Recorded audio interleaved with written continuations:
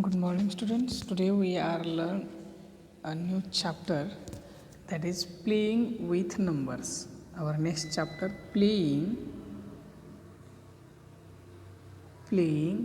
with numbers. Playing with numbers.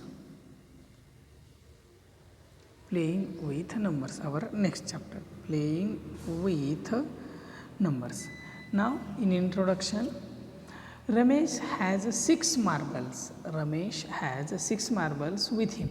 He wants to arrange them in a row in such a way that each row has the same numbers of marbles.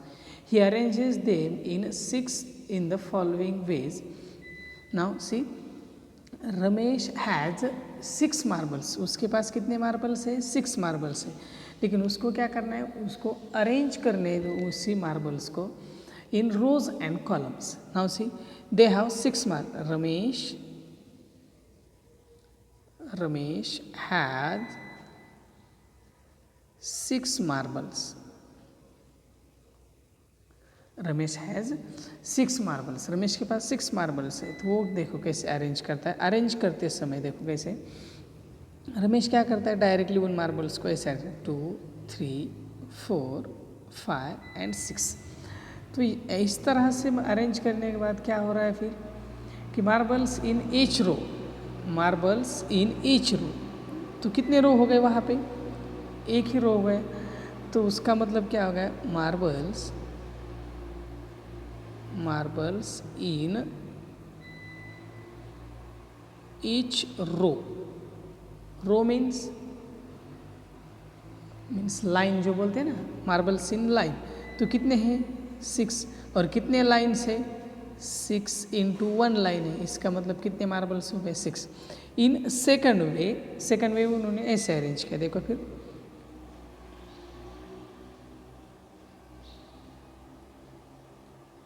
अब यहाँ पे कितने रोज हो गए? 2 marbles in each रो. कितने हैं? इस रो में 3 है और इस रो में 3. इसका मतलब 3. देन नंबर ऑफ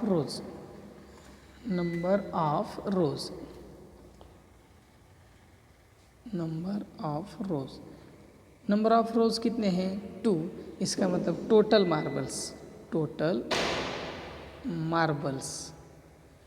मार्बल्स कितने होंगे फिर? 3 into 2 is equal to 6.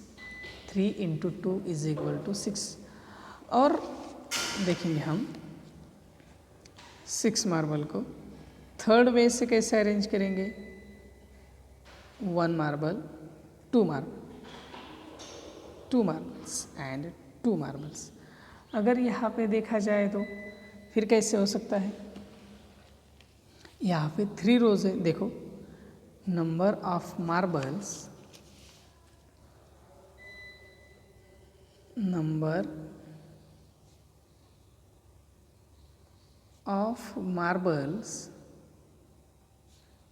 in each row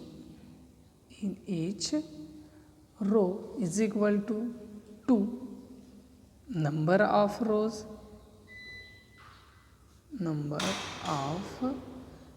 rows is equal to 3 and total marbles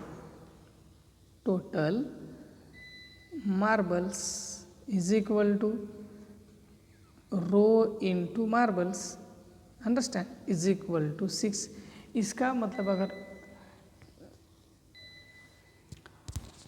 from these calculations Ramesh observed that 6 can be written as a product of 2 numbers in different ways. ऊपर का जो भी हमने marbles का conclusion लिया है उससे रमेश को क्या समझा है कि हम 6 को किस तरह से लिख सकते हैं? 6 is equal to 1 into 6. We can write this way. Next 6 is equal to 2 into 3. हम ऐसे भी लिख सकते हो. Next 6 is equal to 3 into 2. आप ऐसे भी लिख सकते हो. और 6 इज इक्वल टू 6 इंटू 1. आप ऐसे भी लिख सकते हो. From these we can conclude that what हम इसको कैसे लिख सकते हैं? देखो 1, 2, 3 and 6 are exact divisor of 6, at exact divisor of 6. 1, 2, 3 and 6 are exact divisor of 6, and they are called factors of 6. They are called factors of 6. Exact divisors mean समझ में आता है क्या आपको? अगर समझो हमने 6 ले लिया, now we have 6. Exact divisor means ये डिविडेंड होता है. अगर देखो हमने 1 से अगर हम 6 को डिवाइड करेंगे तो देन 1 6 जा 6 is equal to remainder is 0. जब भी रिमाइंडर 0 आती है और जिससे हम डिवाइड करते हैं उसको बोलते हैं हम डिवाइजर. क्या बोलते हैं हम उसको? डिवाइजर. और अगर इस ये डिवाइजर ने डिविडेंड को, ये रहता है डिविडेंड. डिविडेंड ये होता है क्वेश्चन और ये होती है आपकी रिमाइंडर. तो डिवाइजर क्या है यहाँ पे? 1. तो 1 से अगर हम डिवाइड करेंगे तो आंसर क्या आता है हमारा? 0. इसका मतलब क्या हो गया? 1 is a exact divisor. Okay, now next 6 divided by 2. 2 3 जा 6 आ गया remainder 0. That means 2 is an exact divisor. 3 से डिवाइड करेंगे 6 डिवाइड बाय 3. 3 2 जा 6 इसका मतलब reminder 0. 3 is an exact divisor and 6 divided by 6. 6 1 is 6, remainder is 0. That means 6 is also an exact divisor, and that all exact divisors are said to be factors. उनको क्या बोलेंगे आप? Factors. They are factors. You understand the factors? Factor किसे बोलेंगे? समझे कौन सा भी नंबर अगर आपको फाइंड आउट करना है तो उसको क्या करेंगे आप? उसके एग्जैक्ट डिवाइजर्स फाइंड आउट करेंगे. आप क्या फाइंड आउट करेंगे? Exact divisors, factors and multiples. Now the next concept is factors and multiples. Factors and multiples. Now see, we have one example 4. हमें क्या करना है? 4 के फैक्टर्स फाइंड आउट करने. आपको समझो क्वेश्चन में पूछा गया find the factors of 4. Find the factors of 4. समझो आपको 4 के फैक्टर्स फाइंड आउट करने. इसका मतलब क्या है? Find the exact divisors of the 4. Exact divisors of the 4. Now see, समझो यहाँ पे 4 है. सबसे फर्स्ट से स्टार्ट करेंगे हम. 1 से स्टार्ट करेंगे. 1 से डिवाइड करेंगे. 1 4 जा 4, रिमाइंडर इज 0. इसका मतलब 1 क्या है? The exact divisor of 4. You understand? इसका मतलब 4 इज इक्वल टू 1 इंटू 4. इस 4 और 1 का मल्टीप्लिकेशन क्या आता है? 4. नाउ द नेक्स्ट 2 से डिवाइड करेंगे 4 को. ये 4 डिवाइड बाई 2 2 जा 4, रिमाइंडर इज 0. इसका मतलब क्या होता है? 4 is equal to 2 into 2. Understand?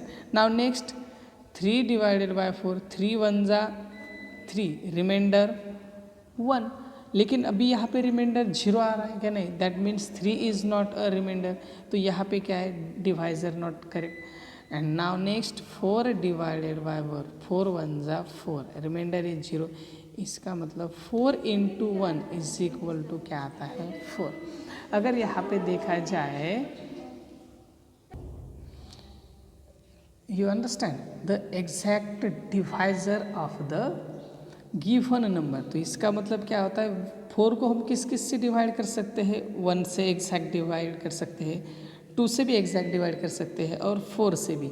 इसका मतलब 1 2 and 4 are exact divisor of 4. तो जो भी एग्जैक्ट डिवाइजर्स रहते हैं उन्हीं को क्या बोलते हैं हम 1, 2, 4 are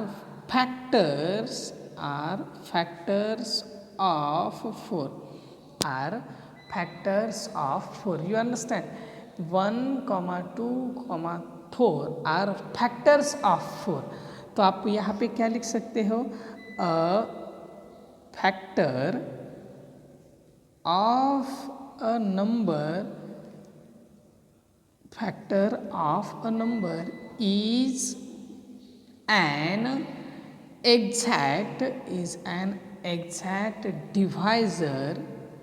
is an exact divisor of that number.